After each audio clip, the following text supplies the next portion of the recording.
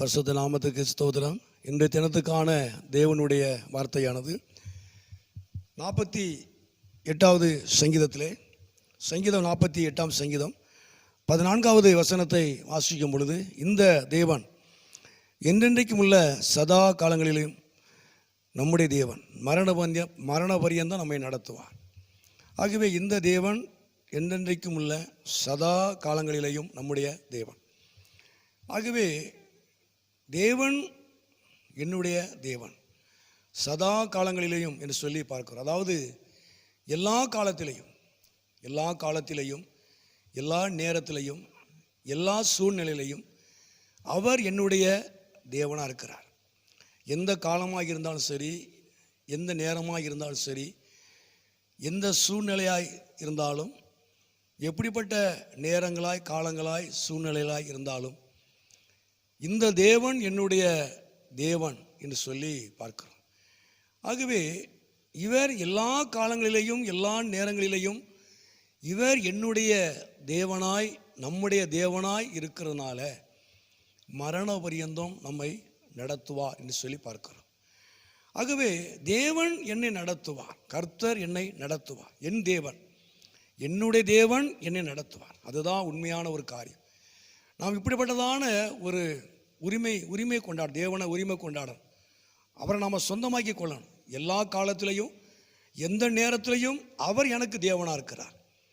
எப்படிப்பட்ட சூழ்நிலையிலையும் கர்த்தர் எனக்கு தேவனாக இருக்கிறார். அவர் தான் எனக்கு தேவன். அவர் எனக்கு தேவனாக இருந்தாலும் எந்த நேரத்திலையும் எந்த சூழ்நிலையும் அவர் என்னை நடத்துவார். அதுவும் மரண பரியந்தம் தேவன் கடைசி வரைக்கும் நம்மை நடத்துகிற தேவன். அவர் நம்மளை கைவிடாத ஒரு நல்ல தேவன். உண்மையாகவே எல்லா காலத்திலையும் எல்லா நேரத்திலையும் அவர் நம்முடைய தேவன், என் தேவன் என்னை மகிமையாய் அவர் கடைசி வரைக்கும் என்னை அவர் நடத்துவார்.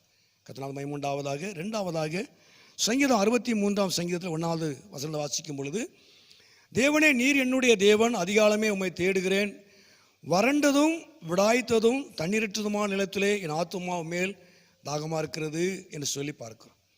ஆகவே தேவனே நீர் என்னுடைய தேவன் என்று சொன்னது மாத்திரமல்ல, என்னுடைய தேவன் என் தாகத்தை அவர் தீர்க்கிறவராய் இருக்கிறார். என்னுடைய தேவன் என் தாகத்தை தீர்க்கிறவர். ஆகவே என்னுடைய வாழ்க்கை, என்னுடைய சூழ்நிலை காரியங்கள்லாம் வறண்டதும் விடாய்த்ததும் தண்ணீரற்றதுமான நிலத்திலே என் ஆத்துமா வாஞ்சியாக இருக்கிறது. அப்படிப்பட்டதான என் சூழ்நிலை.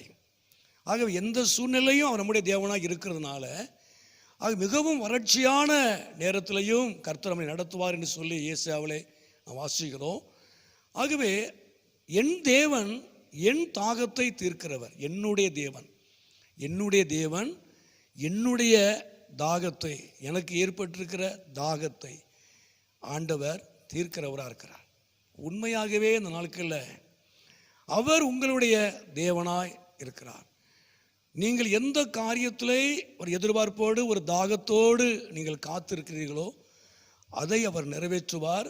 அந்த தாகத்தை அவர் தீர்க்கிறவராய் அவர் இருக்கிறார். மூன்றாவது பார்க்கும் பொழுது சங்கீதம் 91ஆம் சங்கீதத்திலே அந்த 2வது வசனமும் 3வது வசனத்தையும் நாம் பார்க்கும் பொழுது, அதாவது நீர் என் தேவன் என்று சொல்லி பார்க்கிறோம். 2வது வசனத்திலே நீர் என் தேவன், நான் நம்பியிருக்கிறவர் என்று சொல்லி, நீர் என் தேவன், நீர் என்னுடைய தேவன், நான் உம்மை நம்பியிருக்கிறேன், அதனால் வேடனுடைய கண்ணிக்கும் பாழாக்கும் கொள்ளை நோய்க்கும் என்னை தப்பு வைக்கிறவர். உண்மையாகவே நீர் என்னுடைய தேவனாய் இருக்கிறதுனால, நீர் என் நம்பிக்கையின் தேவனாய் இருக்கிறதுனால, வேடனுடைய கண்ணிக்கும் பாழாக்கும் கொள்ளை நோய்க்கும் நீர் என்னை தப்பு வைத்து நடத்துகிறவர். உண்மையாகவே இந்த நாட்களிலே தேவன் நம்முடைய தேவன், என் தேவன் என்று சொல்லி நாம் உரிமை கொண்டாடும் பொழுது அவர் நிச்சயமாகவே நம்மை நடத்துகிறவராய், மரண பரியந்தம் நடத்துகிறவராக இருக்கிறார்.